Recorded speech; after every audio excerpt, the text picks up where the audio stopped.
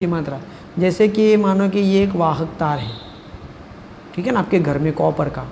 अब उसमें विद्युत बह रहा है। विद्युत का वहन कौन करता है? तो बोले इलेक्ट्रॉन। अब जब इलेक्ट्रॉन जाता है, एक इलेक्ट्रॉन जाता है, तब वहाँ पर उसकी विद्युत की मात्रा को हम लोग कूलम से दर्शाते हैं, ठीक है ना।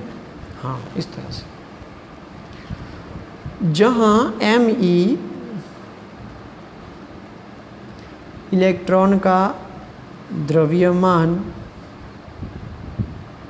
किलोग्राम में है और इलेक्ट्रॉन का आवेश कूलम में है, ठीक है ना।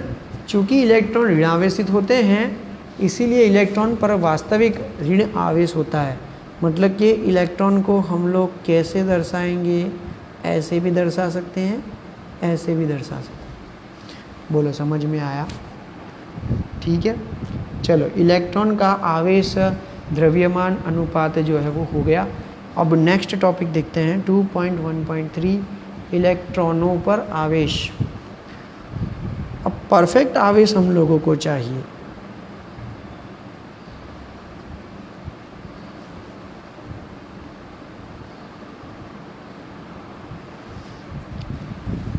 R.A. मिलिकन ने इलेक्ट्रॉन पर आवेश के निर्धारण के लिए एक विधि तैयार की जो तेल बूंद प्रयोग कहलाता है। कि किसने कौन सा प्रयोग किया? तो मिलिकन ने ऑयल ड्रॉप, तेल बूंद प्रयोग किया, ठीक है। उन्होंने पाया कि इलेक्ट्रॉन पर आवेश, उन्होंने पाया कि इलेक्ट्रॉन पर आवेश -1.6 × 10⁻⁻19 कूलम्ब है, ठीक है। मतलब कि जब एक इलेक्ट्रॉन बहता है तो इतने कूलम्ब उसमें होते हैं। विद्युत आवेश का न्यूनतम मान। अब आप लोग बोलोगे सर ये नेगेटिव क्यों है? नेगेटिव तो हम लोगों ने इलेक्ट्रॉन के आवेश के हिसाब से दिया, लेकिन जब इलेक्ट्रॉन विद्युत वाहक तार के अंदर एक जगह से दूसरी जगह बहता है, तब वो विद्युत की कितनी मात्रा ले जाता है। तो सही में विद्युत आवेश का न्यूनतम मान कितना है? तो विद्युत आवेश का न्यूनतम मान है 1.602.176, जिसको हम लोग 1.6 कर देते इंटू 10⁻⁻19 कूलम है। मतलब कि जब ये विद्युत एक जगह से दूसरी जगह जाता है तो इतनी मात्रा ले जाता है, लेकिन इलेक्ट्रॉन को दर्शाते हैं माइनस से, इसलिए माइनस बताना पड़ता है। अब थॉमसन ने प्रयोग किया था, तो थॉमसन ने क्या किया था कि भाई अनुपात निकाला था कि इलेक्ट्रॉन का आवेश और द्रव्यमान का अनुपात निकालेंगे, ठीक है ना। तो द्रव्यमान हमको मिल जाएगा। कैसे मिल जाएगा? तो उन्होंने क्या किया, ठीक है ना, कि भाई एक अगर अनुपात इतना है तो उसका द्रव्यमान कितना होगा। तो उन्होंने क्या किया कि द्रव्यमान लाने के लिए इलेक्ट्रॉन बटे ऐसा कर दिया। मतलब कि ये जो इलेक्ट्रॉन है उसका आवेश, इलेक्ट्रॉन का आवेश कितना है कि 1.602.176 × 10⁻⁻19 कूलम्ब है। और ये क्या है? इलेक्ट्रॉन बटे ME, तो उसका मान ये रहा, तो 1.758820 × 10⁻11 कूलम्ब प्रति किलोग्राम। कूलम क्या हुआ? कैंसर, ऊपर किलोग्राम हो गया, तो किलोग्राम कितना आया? तो 9.1094 × -31 किलोग्राम आया। तो ये मिला हमको इलेक्ट्रॉन का द्रव्यमान। देखो पहले तो हम लोगों ने इलेक्ट्रॉन की खोज माइकल फैराडे द्वारा कैथोड किरण नलिका में की। उसके बाद थॉमसन ने जो है वो चुंबकीय क्षेत्र और विद्युत क्षेत्रों को लगाया और इलेक्ट्रॉन का आवेश और इलेक्ट्रॉन का द्रव्यमान उसका अनुपात प्राप्त किया। उससे भी होशियार मिलीकन ने तेल बूंद प्रयोग किया और उसने बोला कि इलेक्ट्रॉन पर आवेश इतना होता है, सही में इलेक्ट्रॉन का विद्युत आवेश इतना होता है। तो अब हम लोग इलेक्ट्रॉन का द्रव्यमान कैसे निकाल सकते हैं? तो मिलीकन ने क्या किया कि भाई इस मूल्य का इस्तेमाल और इस मूल्य का इस्तेमाल, मतलब कि ये वाले मूल्य का इस्तेमाल इसने यहाँ पर किया और पता लगाया कि इलेक्ट्रॉन का द्रव्यमान कितना होता है। तो सही में ये जो टॉपिक है वो इलेक्ट्रॉन का आवेश भी है और इलेक्ट्रॉन का द्रव्यमान भी है। तो इलेक्ट्रॉन का द्रव्यमान हम लोग व्यवहार में कितना लेते हैं कि 9.1 × 10⁻31 किलोग्राम होता है। देखो विद्यार्थी मित्रों, आप लोग ये जो माइनस और प्लस है ना, उसमें गलती नहीं करना। इलेक्ट्रॉन इतना छोटा कण है जो हमको दिखता नहीं है, तो वो -31 किलोग्राम आएगा, ठीक है ना। अगर +31 किलोग्राम कर दोगे तो उसका द्रव्यमान तो पृथ्वी के बराबर हो जाएगा। तो इतना बड़ा इलेक्ट्रॉन नहीं होता है, ठीक है ना। हाँ, इलेक्ट्रॉन पर आवेश इतना हम लोग इससे बताते हैं, लेकिन अगर इलेक्ट्रॉन बहेगा और वैल्यू माइनस में होती जाएगी तो विद्युत का वहन नहीं होता। तो ऐसा नहीं होता, विद्युत का आवेश तो इतना होता है, परंतु इलेक्ट्रॉन का आवेश दर्शाने के लिए हम लोग आगे माइनस करते हैं, ठीक है ना। चलो, तो इलेक्ट्रॉन का द्रव्यमान भी यहाँ पर हो गया। अब इलेक्ट्रॉन की खोज पूरी हो गई। इलेक्ट्रॉन के बारे में हमने बहुत ज़्यादा जो है अभ्यास कर लिया। अब हम लोग इलेक्ट्रॉन को छोड़ देते हैं। इलेक्ट्रॉन के बारे में हम लोगों ने बहुत सारी जानकारी प्राप्त की। एक तो वो ऋणावेश वाला होता है, ठीक है। एक तो वो 1.6 × 10⁻⁻19 कूलम्ब बराबर विद्युत का मात्रा रखता है कूलम्ब में, और इलेक्ट्रॉन का द्रव्यमान 9.1 × 10⁻31 किलोग्राम होता है, और इलेक्ट्रॉन जो है वो वज़न में बहुत हल्का होता है। ये सारी चीज़ें हम लोगों ने सीखी। अब इलेक्ट्रॉन को छोड़ देते हैं। अब हम लोग जो है अवपरमाणवीय कण जो परमाणु में से प्राप्त होते हैं, इलेक्ट्रॉन की बात हो गई। तो अब अवपरमाणवीय कण हैं दूसरे, प्रोटॉन और न्यूट्रॉन। तो प्रोटॉन की बात हम लोग करते हैं और न्यूट्रॉन की बात करते हैं। तो प्रोटॉन तथा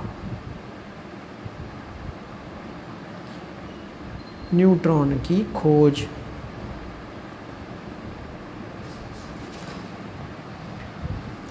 चलो, परिवर्तित कैथोड किरण नलिका में किए गए विद्युत विसर्जन से धनावेशित कणों की खोज हुई, ठीक है ना। तो अब कैथोड किरण नलिका में इलेक्ट्रॉन की खोज तो हम लोग को की, लेकिन साथ साथ धनावेश के कण भी मिले जिन्हें कैनाल किरण कहते हैं, ठीक है ना। एक था कैथोड किरण और ये है कैनाल किरण। इन धनावेशित कणों के अभिलक्षण अग्रलिखित हैं कि पहला कि भाई देखो, जैसे हम लोगों ने कैथोड किरण नलिका में इलेक्ट्रॉन की खोज की, जैसे वहाँ पर पहले कण नाम देते थे, यहाँ पर भी जो है पहले हम लोग कण ही नाम देंगे, लेकिन उनका आवेश यहाँ पर धन होगा। मतलब कि ये जो कण हैं वो धनावेशित कण होंगे, और ये कण जो एक दूसरे के साथ मिलकर पूरी किरण बनाते हैं उन्हें हम लोग कैनाल किरण अभी तक कह रहे हैं। अब आगे धनावेशित कण के गुणधर्म क्या हैं तो वो हम लोग देख रहे हैं। पहला, कैथोड किरणों के विपरीत धन आवेशित कण का द्रव्यमान कैथोड किरण नलिका में उपस्थित गैस की प्रकृति पर निर्भर करता है। ये साधारण धन आवेशित गैसीय आयन होते हैं।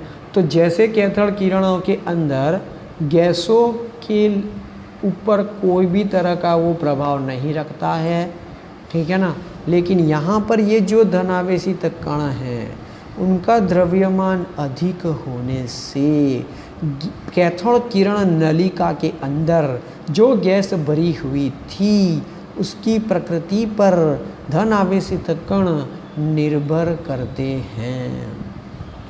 तो जैसे आप लोग गैस को बदलोगे, वो धन आवेशित कण जो है ना, उनके लक्षण भी बदल जाते हैं, उनके द्रव्यमान भी बदल जाते हैं। तो धन आवेशित कण का द्रव्यमान उस कैथोड किरण नलिका में उपस्थित गैस की प्रकृति पर निर्भर करता है। हाँ, अगर गैस की प्रकृति बदल गई तो धन आवेशित कण का द्रव्यमान भी बदल जाएगा। चलो आगे। तो ये जो धन आवेशित कण है ना, वो गैसीय आयन होते हैं। गैसीय आयन का मतलब ऐसे आयन जो गैस स्वरूप में है। दूसरा, कणों के आवेश और द्रव्यमान का अनुपात उस गैस पर निर्भर करता है जिससे ये उत्पन्न होते हैं। अर्थात आप लोगों ने कैथोड किरण नलिका के अंदर कैसा गैस अंदर भरा हुआ है, वैसा इस कण का आवेश और द्रव्यमान का अनुपात हम लोगों को प्राप्त होगा। हम लोगों ने अभी पिछले इलेक्ट्रॉन में अभी क्या किया, थॉमसन ने बताया ना हम लोगों को, क्या बताया भाई, ठीक है ना, मिलीकन ने बताया ना, मिलीकन ने क्या किया, हाँ, इलेक्ट्रॉन का आवेश और उसके द्रव्यमान का अनुपात प्राप्त किया था, ठीक है ना, मिलीकन ने। तो उसी तरह से यहाँ पर भी जो ये कण है ना, धन आवेश कण, उनके आवेश और द्रव्यमान, उसका अनुपात गैस पर निर्भर करता है। अगर गैस बदल देंगे तो उसका अनुपात भी बदल जाएगा।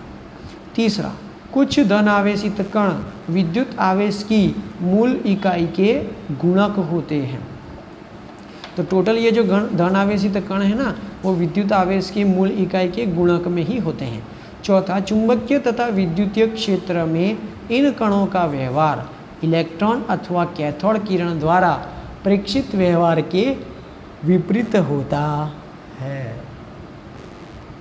तो जैसे इलेक्ट्रॉन विद्युत क्षेत्र और चुंबकीय क्षेत्र से जो व्यवहार दर्शाते थे, उसका उल्टा व्यवहार यहाँ पर प्रोटॉन और धन आवेशित कण द्वारा जो है एकदम विपरीत व्यवहार देखने को मिलता है।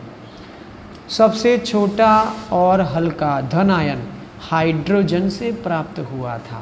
तो हम लोगों ने बोला था ना कि कैथोड किरण नलिका के अंदर जो गैस भरेंगे उसके मुताबिक हम लोगों को वो धन आवेशित कण के गुणधर्म प्राप्त होंगे। तो यहाँ पर ऐसा बोला कि यहाँ जो धन आवेशित कण है उसमें सबसे छोटा कण और सबसे हल्का, जिसका द्रव्यमान कम है, वो हाइड्रोजन से प्राप्त हुआ और इस तरह से उसको नाम दिया गया प्रोटॉन। तो उसको क्या नाम दिया गया, प्रोटॉन, P+। ठीक है ना। हाँ भाई देखो, हाइड्रोजन होता है ना, हाइड्रोजन, वो हाइड्रोजन इस तरह से लिखते हैं हम लोग, अर्थात उसमें इलेक्ट्रॉन की संख्या 1 और प्रोटॉन की संख्या 1 होती है। बोलो ठीक है।